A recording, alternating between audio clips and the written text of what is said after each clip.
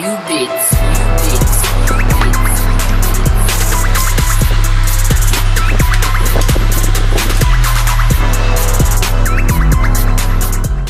Salut la famille, c'est MARTY, parti de nous, toujours au cœur du port togolais. Vous êtes dans l'émission 200 grammes live sur Changel TV. Là, on va voir Cana. Je suis en mode depuis 16 étalons. Les gars, choper rapidement les t-shirts.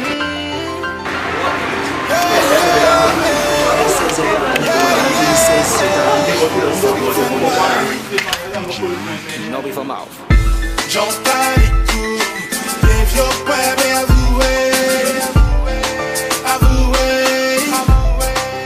Yo, c'est ton boy Cana, a.k.a. 33 combats, 0 défaite, a.k.a. combien de millions, a.k.a.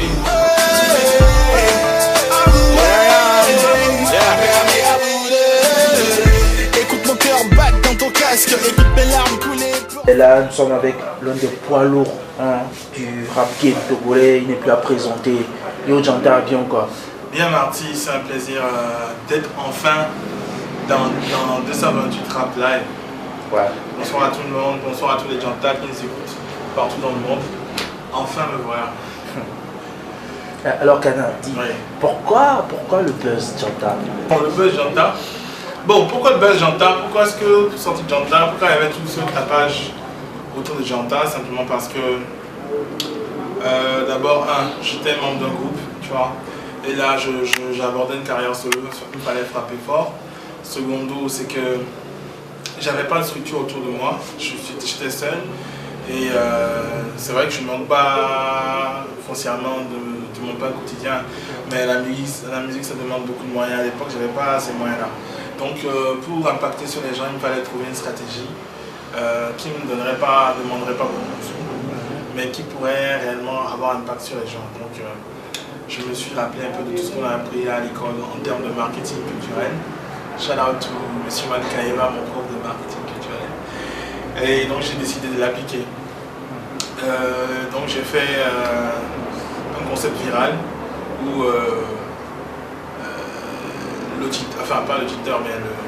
l'internaute devient porteur de messages. Donc j'avais fait Janta Janta avec les petits hashtags et les petits papiers.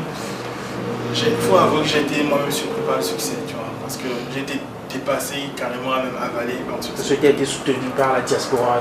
Il y avait trop de gens, de la Chine, d'Australie, de la Russie, des États-Unis, de la France, du Maroc, d'Afrique du Sud, je sais pas, des gens que je connais même ni d'Adam ni d'Ève qui ont répondu. Donc franchement ça a pris et jusqu'à ce jour ça a été le buzz le plus phénoménal sur les réseaux sociaux. J'ai eu que le concept a été maintes fois copié, comme d'habitude, mais aucun n'est arrivé à réellement avoir cet impact là. Bon, on remercie Dieu, tu vois, derrière ça me permet de rencontrer beaucoup de gens et bon, c'est vrai que ça m'a un peu handicapé. Ouais. Parce que je rappelle ton remise. Et puis quoi, tu as dit, niquez pas mon propre buzz. Voilà, personne n'a dit que ce serait facile. Personne n'a dit que ce serait facile. Ouais, c'est donc, un buzz. Cana, donc tu as été niqué par ton propre buzz. Pas de gros mots. Mais ouais, forcément, quelque part, tu prépares un plan dans ta chambre, tu te dis que ça va marcher, tu vois. Mais quand ça marche au-delà de tes espérances et que tu n'as pas les épaules solides derrière pour porter ce buzz, après ça t'handicape. Ça nous a forcé par exemple à repousser la vidéo, tu vois. Parce qu'on ne pouvait pas se permettre de faire une vidéo à peu près pour un buzz d'un tel niveau, tu vois. Donc ça nous a demandé beaucoup de moyens et les gens ne savent pas. Et qui t'a coûté 1 an. Voilà. Là on est en décembre, ça fait exactement 1 an que la vidéo de Janta est sortie. Mais il y avait presque 2 ans que Janta est sortie, tu imagines. Donc bon, tout ce qu'on fait, tout est grâce parce que j'ai appris de mes erreurs et maintenant vous allez voir pour la suite. Alors, et si c'est à refaire? Je referai pareil, mais je serai plus patient et plus malin aussi. Bon, forcément, je ne vais pas lancer un buzz sans en mesurer toutes les conséquences.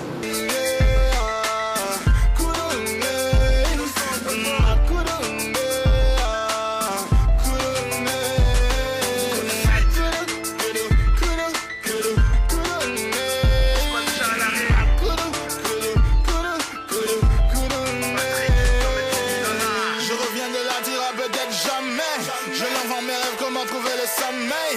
Rien à foutre d'être star, je veux qu'un soleil fait briller les sommets et qu'on reconnaisse. Ne font pas tes plaintes et mes prières. Ne prends pas tes locks pour une crinière. Demain se prépare depuis hier. J'ai tellement brillé, je vais faire de l'ombre à l'air lumière. Je suis trop en avance, c'est ça mon problème. J'ai trop de talent. Alors Kagan, pourquoi les remixes? Parce que tu es considéré comme l'un des premiers rappeurs togolais à faire des remixes. Bon, pourquoi les remixes? La raison la plus simple, c'est parce que je prépare une tape. Bon, pour ceux qui sont un peu familiers de la culture hip-hop, ils savent que, surtout au State, hein, avant d'arriver à un album, on fait d'abord une mixtape pour être reconnu dans son quartier, dans sa ville. Chose que beaucoup de rappeurs ignorent au bled. Voilà, dans son quartier, dans sa ville, dans son état. Et ensuite, après on fait un album qui permet de prendre tous les États-Unis parce que c'est un gros marché. Donc moi, je l'explique rapidement. Hein. Pour moi, un album, c'est pas une compilation de chansons que beaucoup de gens font ici. Tu vois. Un album, c'est un concept développé comme ce que Elon Vince vient de sortir récemment avec Indigo, par exemple. C'est ça, j'appelle ça un album. Tu vois. Donc, j'avais pas les moyens à l'époque de faire un vrai album. Tu vois. Donc, j'ai préféré partir sur un projet intermédiaire qui me donne plus de liberté et qui permet aux gens de découvrir mon univers parce que dessus, il y a des collaborations, etc. etc., etc. Et donc, sur une tape, qu'est-ce qu'on fait? On met des remixes. Bon, à l'époque, juste après Janta, il fallait sortir un son. Nasty Nesta avait remixé mon Janta. Et en attendant que ça sorte, il fallait que je sorte un son. Donc, mon manager m'a dit, bon, j'allais, on part sur Et puis quoi, qui était à l'époque le plus gros son hip-hop africain. Donc j'ai dit, il n'y a pas de souci, on va dessus. Donc je suis rentré en studio, j'ai fait ce que j'avais à faire. Et bon, ça a bien pris, je me suis dit, bon, ça reste dans l'esprit de la tape, tu vois. Après, ça a super bien marché. Après, il y a Blaze qui m'a contacté, qui me dit, Tchadé, j'aime bien ce que tu fais. Je voudrais que tu remixes, qu'est-ce qu'on n'a jamais vu, parce que je vais faire des séries de remix en Afrique. J'ai dit, Popé, ça reste toujours dans l'esprit de ma tape. Tu vois, donc je n'ai pas hésité à y aller. Pourquoi est-ce que je fais des remixes? Parce que je bosse sur une tape, simplement.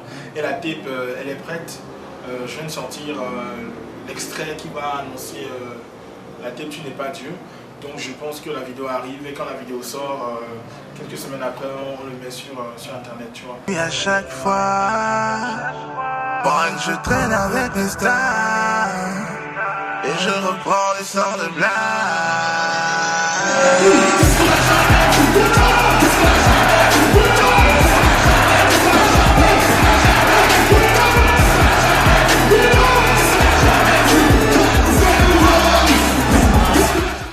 Personnellement, moi je regrette pas d'avoir fait des remixes, tu vois. Parce qu'aujourd'hui, Jovi me connaît, il me respecte, tu vois. On me connaît au Cameroun dans les milieux hip-hop. Moi-même, j'ai eu une invitation pour faire la hip-hop. C'est vrai que ça ne rentre pas dans mon développement pour le moment, c'est pour ça que je n'y ai pas été. On me connaît bien au Bénin, dans les milieux hip-hop, on commence à me respecter. Je ne regrette pas un seul instant à faire ces remixes. Après le buzz Janta et des remixes et tout, il y a eu un petit problème, un truc qui a secoué le rap game togolais. C'est par rapport à ton clash, à ton pif avec Parfait Rosé. Alors, c'est quoi l'embrouille? Bon, aujourd'hui, je vais parler. Enfin, je vais dire toute l'histoire. En fait, qu'est-ce qui se passe entre Parfait et moi? Parfait, c'est quelqu'un que je respecte. On se connaît depuis une dizaine d'années, tu vois. À l'époque, déjà, entre Maniac Team et 5005, il y avait une certaine rivalité et tout ça. On se connaît depuis la révélation 2008 autour de Award. Donc, on garde de très bonnes relations. Je me rappelle même que quand il a inauguré son studio, j'ai été l'un des premiers qu'il a invité pour faire un freestyle, quand même filmé et posté, tu vois. Donc il y a une bonne entente. Bon, l'histoire remonte à...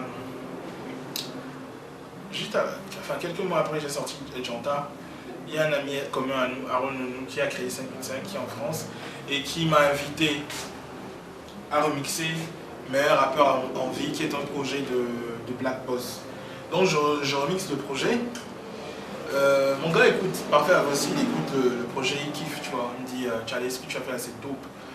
On s'écrivait en inbox. Charlie, c'est dope ce que tu as fait. J'ai encore des messages.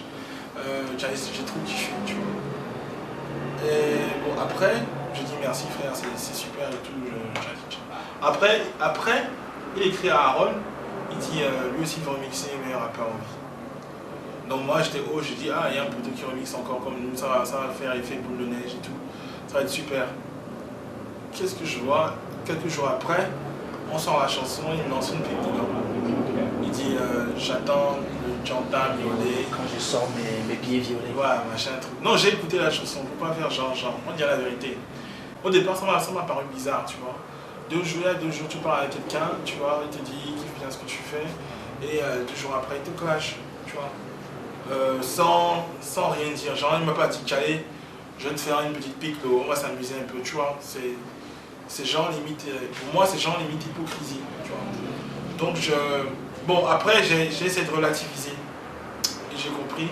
Et j'ai étudié ça, j'ai dit, bon gars, comme tu m'as lancé une pique, quand les gens en parlent, on va essayer de faire un petit clash sur Facebook pour amuser un peu la dame. On l'a fait. C'était sympa et tout, donc j'ai sorti la vidéo après. Après, il a shooté la vidéo de meilleur rappeur en vie, tu vois. Et après, les fans s'en sont mêlés, tout ça. Tu sais, le hip-hop, c'est pas du zouk, tu vois, c'est pas du zouk. Et en plus, je suis un lion, tu vois. Il faut rester cohérent avec son positionnement. Donc il m'a attaqué, si je réponds pas, si je contre-attaque pas, si je me défends pas, ben je laisse porte ouverte à d'autres attaques, tu vois. Donc j'ai dit, il faut qu'on réagisse intelligemment. J'ai repliqué à Parfait Avancé sur, et puis quoi, il m'a dit, il n'y a pas de souci. J'ai dit, ok. Et j'ai dit à Parfait Avancé, les biais dont tu parles là, en fait, c'est sur le son où on sait tout ce que Bogaga il t'a fait ça. Ce rappeur m'a fait rigoler. Les quelques billes que tu t'es jamais fait, c'est sur le son. Bogaga t'a violé.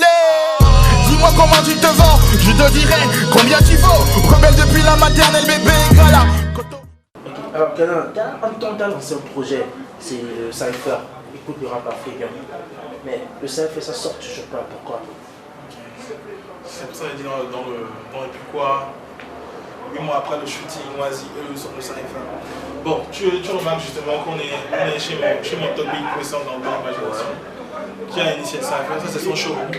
Après, on va vous montrer un peu les images et tout ça. Tu vois, le Cypher, ça fait déjà presque 2 ans qu'on traîne ce projet. Tu vois. On voulait mettre 21 MC prometteurs qui représentaient un peu l'hip-hop togolais en 2014 sur une prod. On a fait les sons chez Sisi. On a enregistré chez Parfait Avancé, dans le studio Parfait Avancé. Et après on a shooté. Bon, après qu'on ait shooté, on a fait près de 8 mois sans avoir des images. Après finalement, mon négro Fawaz m'a dit, je dis la vérité, qu'il a perdu les images. Ce qui peut arriver à tout le monde, tu vois, ça arrive, c'est des choses qui arrivent. Maintenant après derrière, il s'est proposé de re-shooter la vidéo. Bon, quand il a re-shooté la vidéo, jusque là on n'a pas eu les montages. Y'avait ça le fait 8 mois après le shooting. Wazi au son no Cypher. Alors, c'est quoi les actualités de Kata? Actualité de Canal, c'est la sortie de ma tape qui est prête. Sortie audio, Tu n'es pas Dieu. On a sorti ça la semaine passée. Sortie vidéo très bientôt, en janvier. Et la tape sort en février. Et puis il y a beaucoup de projets, concerts, tournées. Invasion de l'Afrique, etc. Donc Tu n'es pas Dieu, par exemple, c'est un son qu'on a fait sur un certain formatage, grand public. On veut souffler aussi un genre trap, refrain facile, grosse prod derrière, pour que les gens puissent kiffer. Après on va revenir sur d'autres choses plus originaux. On est resté fidèle à nous. Et le son est sorti sur ivoirdj.com, qui est le plus gros site de téléchargement en Afrique francophone. On voulait passer à notre niveau, tu vois. Avec le staff, on a décidé de faire les choses en grand, très grand. Donc comme je disais avec Flames, il y aura beaucoup de problèmes en 2016 parce que je suis venu lui prendre son siège de président. Donc le défi est lancé. Le défi était lancé depuis. Le hip-hop, c'est une guerre permanente. Mais maintenant, quand on dit guerre, là, c'est pas genre aller s'insulter, dire tu es méchant, ou bien pire, il y a des gens qui font ça maintenant, aller se passer laisser le passer derrière pour dire je vais prendre ta place, ou bien encore mieux, parce que un gars dit que une pièce de 100 francs est mieux que 5 francs, tu vas aller le frapper. Competition is musical, so I mean, la compétition est musicale, c'est un des artistes, et notre arme c'est la musique. Et si je dis que je vais battre Mike Williams, je parle de sortir des hits, tu vois, c'est simple. Je ne vais pas aller le frapper, Alvin c'est un bon ami. Je pense que la compétition doit s'arrêter à la musique. Donc, c'est des actes que tu cautionnes pas. La violence, c'est des actes que tu cautionnes pas. Tu veux parler de ce qui s'est passé avec Piwi? Tu veux qu'on en parle? Ouais, justement. Moi, je trouve ça regrettable, tu vois, parce que Piwi, c'est un artiste que je respecte. Et c'est quelqu'un qui s'est construit avec des clashs. Tu vois. Il est bien placé pour savoir que quand tu clashes quelqu'un, on te clashera aussi. Qui tu parles épée, il va parler épée, tu vois. Donc, derrière, quand moi j'ai appris qu'il est parti frapper, porter la main sur Fouga Boy, j'ai trouvé ça rouge. Suite à l'interview que Fouga a fait avec moi et tout. Comme on dit, le hip-hop là, c'est viril, tu vois. Je donne mes arguments, tu donnes les tiens. Mais que ça en arrive à de la violence verbale, à la violence physique, je trouve ça dommage. Moi je ne cautionne pas. Je cautionne pas, franchement. On m'a rapporté plusieurs fois qu'il y a des gens qui viennent frapper dans le pays. Bon, on est là. Non, on dit non, violence, tolérance zéro. Tu vois, moi franchement, c'est ces trucs-là qui donnent une mauvaise image du hip-hop. Après, derrière, quand tu dis à ton papa que tu veux faire de la musique, ton métier, et il dit, avec tous les diplômes, toute l'école, tout l'argent que j'ai gaspillé, là, tu peux mettre ça dans musique, encore quoi, hip-hop, vous descendez les jeans sur les fesses, vous marchez, vous passez votre temps à graver les filles, tu vois. Il y a beaucoup de mythes.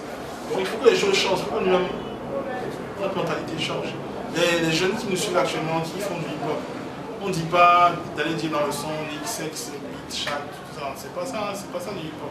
Hip-hop, c'est un combat mental. Et pour preuve, vous verrez dans Tu n'es pas Dieu, il n'y a pas un seul gros mot. Dans tout le son que j'ai fait, je n'ai dit nulle part Nick. Et tout ça, je l'ai fait exprès. J'aurais pu dire ça. Hein. Mais je voulais montrer que c'est possible aussi de faire des bangers sans gros. Alors, Kana, il y a des rumeurs qui circulent un peu partout à Lomé. Il paraît que Kana a signé avec un label. Alors, parle un peu de. Oui, Dieu dans son infinie bonté. Et moi, grâce à mon hustle, j'ai rencontré une sœur qui a bien voulu investir en moi. Elle s'appelle. Sa boîte s'appelle LSA Prod. Et on a commencé à travailler depuis quelques mois. Donc, là, on vient d'officialiser réellement. Tu vois. Avant, c'était plus du mécénat. Maintenant, c'est de la production dans tous les sens du terme. C'est pour ça que je dis encore que McQueen aura chaud en 2016. C'est tout ça qui me fait dire ça. Tu vois. Je ne me lève pas et puis je parle. Je parle en connaissance de cause. Donc, nous sommes trois artistes. Il y a moi, il y a Mira et puis il y a Lord Chaos, que vous connaissiez sous le nom de Chaos dans ses papiers. Donc, on est trois sur la veine. Je suis le premier à sortir. Donc c'est trois artistes avec trois profils différents. Mira, elle est chanteuse et rappeuse. Moi, je suis rappeur. Et Lord Carlos, c'est quelqu'un qui a une voix superbe quand il chante. Donc je pense que ce label est parti pour durer et faire de très belles choses. Donc oui, j'ai signé sur un label. LSA Prod, my nigga, the fucking building. Et on verra ce que ça va donner. Alors, un mot de fin, un mot à tes fans. Les gars, si vous aimez ce qu'on fait, faites tourner au maximum mon nouveau single Tu n'es pas Dieu. Dans vos lycées, vos écoles, vos instituts, vos universités, vos facs, tout dans vos quartiers. Faites tourner un maximum Tu n'es pas Dieu. Pour que tout le Togo, toute l'Afrique écoute ce single. Je pense que c'est grâce à vous qu'on va aller de l'avant. Donc je compte sur vous. Faites-le tourner un max pour qu'ensemble on gagne ce combat, qu'on prouve aux gens qu'on peut prendre le trône à Mike Fiennes en 2016. Non, sérieux, si vous ressentez le message de la chanson, partagez-le autour de vous. Préparez-vous également à télécharger ma tape qui arrive en janvier-février. On est ensemble. Merci beaucoup. 228 Rap Live. Venez acheter des t-shirts. à IM Street, ouais, c'est à Limousine. Vous appelez simplement le 90 21 25 87 et vous l'avez. Mais vous m'écrivez sur Facebook, Kanamia Bejanta, sur Twitter, Kana Bisou, sur Instagram ou sur WhatsApp. Je vous répondrai à coup sûr 98 85 2000. Merci Marty, merci Andrews et ensemble. Ha! Holy Spirit cover my soul. Trying to find my way, seeking redemption for my soul.